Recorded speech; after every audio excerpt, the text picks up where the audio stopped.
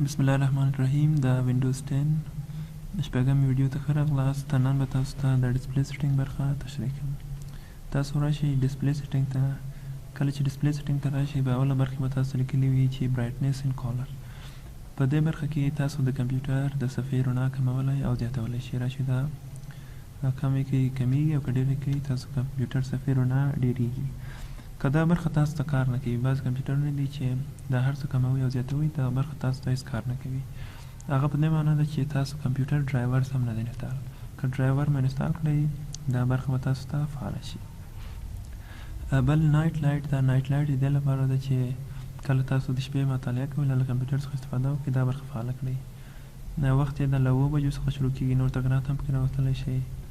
دلته یې رڼا اندازه کمولی او زیاتولی شئ. دلته وخت ورکولی شئ، وخت ورکړئ مثلا سنسیټ ټو سنرایز له د 12 بجو تر 12 بجو د شپې پورې دا فعالوي. یا کولی شئ سیټ هاورز ته ورشئ، ساعتونه مشخص کړئ او هر وخت چې ورکړئ په دې وخت به فعاله وي او په دې وخت به غیر فعاله وي. دا و نایټ لایټ. بل سکرین لیاوټ، دا ستاسو د کمپیوټر ټیکس اپ او آیټمونه چې دي مکمل آیکانونه، دا په کوم حالت کې تاسو ته ښکاره شي، په عادي حالت کې که په لږ غټ اندازه کې. دا راشي 125 انتخاب کړئ، هر څه به تاسو ته لږ لوی شي. که سترګې مو مشکل لري بیا له دې حالت څخه هم استفاده کولی شئ، خو عادي حالت یې 100% ده. بل ریزولوشن، د ریزولوشن دې ته وایي چې ستاسو د کمپیوټر پکسلونه په کومه اندازه تاسو ته د صفحې په څو پکسل کې ښکاره شي. زما کمپیوټر صفحه 1360 په دې معنی چې دا د ایکس محور یې دغه اوږده برخه یې دا 1360 محوره ده پکسله ده، او 968 په دې معنی چې دا کوچنۍ برخه یې دغه برخه تر لاندې پورې 968 پکسله ده. دا یې ریکمنډډ ده. که غواړئ چې تاسو کمپیوټر صفحه کوچنۍ شي، نور کوچنۍ برخې انتخاب کړئ، که صفحه به تاسو ته کوچنۍ شي. صفحه به ځان لنډ کړي، هغومره پکسلونه چې تاسو انتخاب کړئ. پکسل څه شی ده؟ پکسل د کمپیوټر د صفحې کوچنی واحد ده، یعنی هر نقطه ته یې پکسل ویل کېږي. که تاسو د خپل کمپیوټر غواړئ مساحت پیدا کړئ، دا دواړه یو بل سره ضرب کړئ، تاسو به د صفحې مساحت پیدا شي. بل اورینټیشن یې ده. اورینټیشن یې دې ته وایي چې د صفحه په کوم حالت کې تاسو ته راشي. اوس عادي حالت یې ده. که دا پورتریټ انتخاب کړئ تاسو وینئ چې زما کمپیوټر صفحه واوښتله او بل حالت یې راغی. دا چې وخت یې پوره شي دا به 15 ثانیې وخت لري، وروسته له هغه به بېرته خپل عادي حالت ته ولاړ شي. دا وخت یې پوره شو، تاسو که ضرورت و دا فعاله کړئ، که ضرورت نه و مه یې فعاله کوئ. بل ملټیپل ډسپلی ده. ملټیپل ډسپلی دې ته وایي چې تاسو کله د پروجیکټور سره وصل شئ، بیا تاسو له دې دا ډیټیکټ ووهئ، تاسو به ووایي چې تاسو د څو پروجیکټورو سره وصل یاست. که یو بل ته ولیکي، که دوه وي دوه، هر څومره چې وصل یې هغه به تاسو ته ووایي. بل ساوند برخه ده. په ساوند کې ستاسو د کمپیوټر دوه برخې لري، یو آوټپوټ ده یو انپوټ. آوټپوټ د دې په خاطر ده چې تاسو په لاسپیکر کې آواز راشي. دا له کوم لاسپیکر استفاده کېږي؟ له ریل ټیک های ډیفینیشن اډیو څخه. دا یې اندازه ده چې د والیم اندازه د آواز اندازه ده. که کوم مشکل و بیا ټروبل شوټ ووهئ مشکل یې حل کېږي. بل انپوټ ده. انپوټ دې ته وایي چې تاسو کمپیوټر ته آواز ورکوئ. لکه زه چې خبرې کوم دا انپوټ ده. دا له کوم مایک استفاده کېږي؟ له ریل ټیک های ډیفینیشن اډیو څخه. زه چې خبرې کوم دلته تاسو لیول وینئ چې دا په کوم لیول کې خبرې کوم. بل ټروبل شیټ ده. که کوم مشکل وي مشکل به په اتومات ډول تاسو ته حل شي. دا د ساوند برخه. اوس به راشو نوټیفیکیشن ان اکشن. دغه برخې ته نوټیفیکیشن ایریا وایي. یو بل برخه هم لرو، اکشن سنټر ده. هغه په کنټرول پینل کې هغه هم تشریح کوم تاسو په نورو درسو کې، خو نن به د دې برخې معلومات درکړو. دلته تاسو وینئ چې بعض معلومات چې وي بعض نوټیفیکیشنونه تاسو دلته راځي. اول کویک اکشنز. دغه برخې کې تاسو څه شی غواړئ چې کم شي او څه شی غواړئ چې زیات شي. راشي اډ او ریموو کویک اکشنز. زه غواړم چې له دې ځای څخه نیټورک بند شي، بیټري بند شي، وی پی ان بند شي. کله چې دا بند کړئ دا به اتومات ډول له دې ځای څخه بند شي. دا ځای ووینئ چې 3 آیکن له دې ځای څخه کم شو. بل نوټیفیکیشن دی. نوټیفیکیشن څه ته وایي؟ نوټیفیکیشن یو شارټ میسج ده چې تاسو ته ډسپلی کېږي د معلومات ورکولو په خاطر. تاسو کله چې دلته راشئ دلته بعض میسجونه راغلي چې دلته څه شی وایي؟ نوټیفیکیشن وایي. تاسو وینئ چې دا ټول نوټیفیکیشن دی. دا دا غواړي که نه غواړي. که غواړي چې را نشي دا ټول مکمل برخې بندې کړئ تاسو ته به هېڅ نوټیفیکیشن نه راځي. اول دلته لیکلی شو نوټیفیکیشن آن د لاک سکرین. کله چې تاسو لاک سکرین کې هم نوټیفیکیشن راشي که نه، لاک سکرین تاسو پېژنئ چې وین کی او لاک ووهئ دغه صفحې ته لاک سکرین وایي. په دې صفحې کې هم تاسو ته بعض وخت نوټیفیکیشن راځي، راشي که نه شي.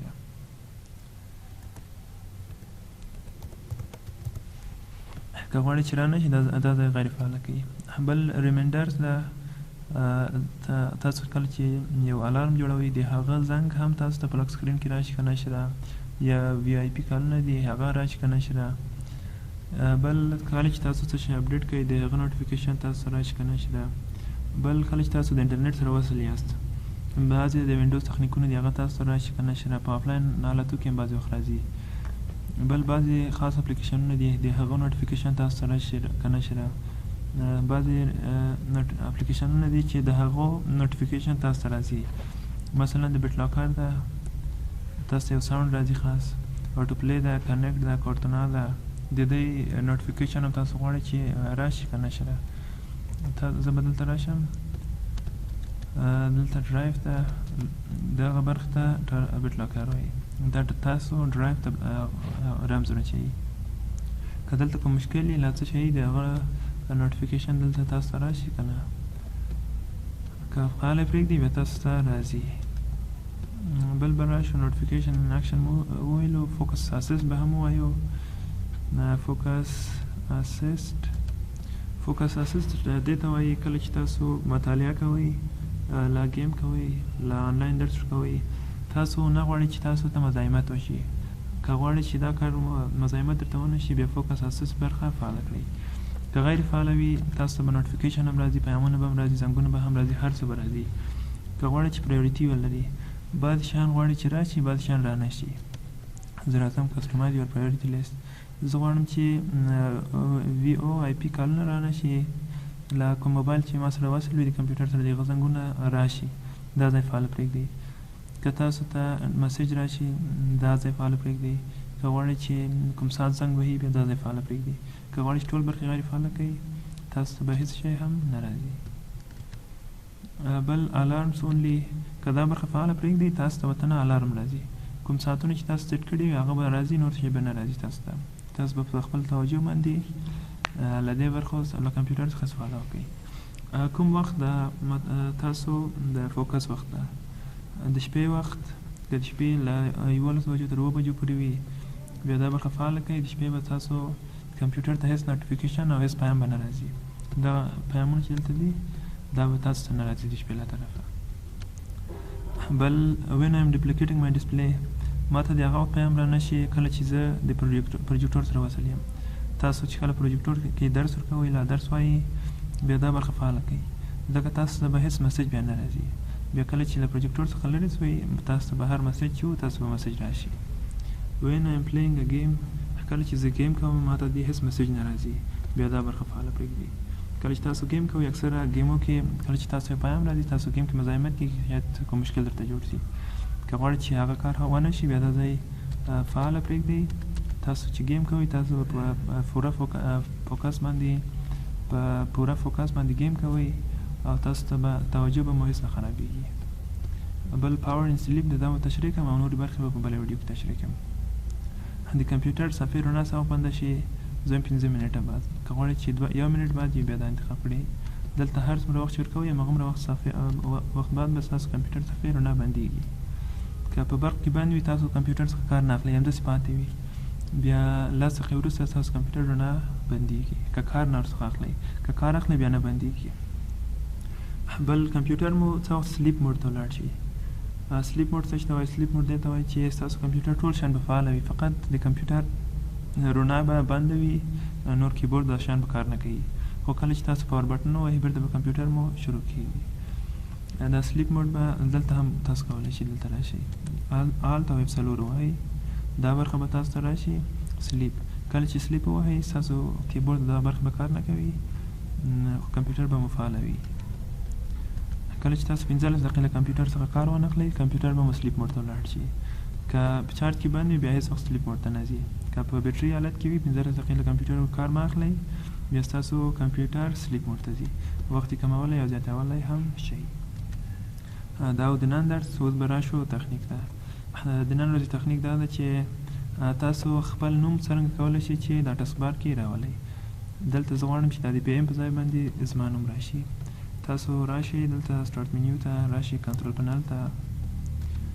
پنل ته چې راغلی دلته ریجیون ولیکئ، ریجیون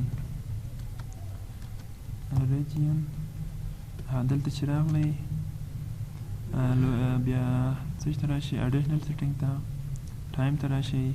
دلته چې پی ایم لیکلی د پی ایم په جي باندې خپل نوم ولیکئ. مثلا سامع لیکم او د ای ایم په جي باندې لیکم چې سامع امیری. زه چې اپلای وهم تاسو وینئ چې زما نوم دلته راغی. دلته اوس وینئ چې د ای ایم او پی ایم په ځای باندې زما نوم راغی.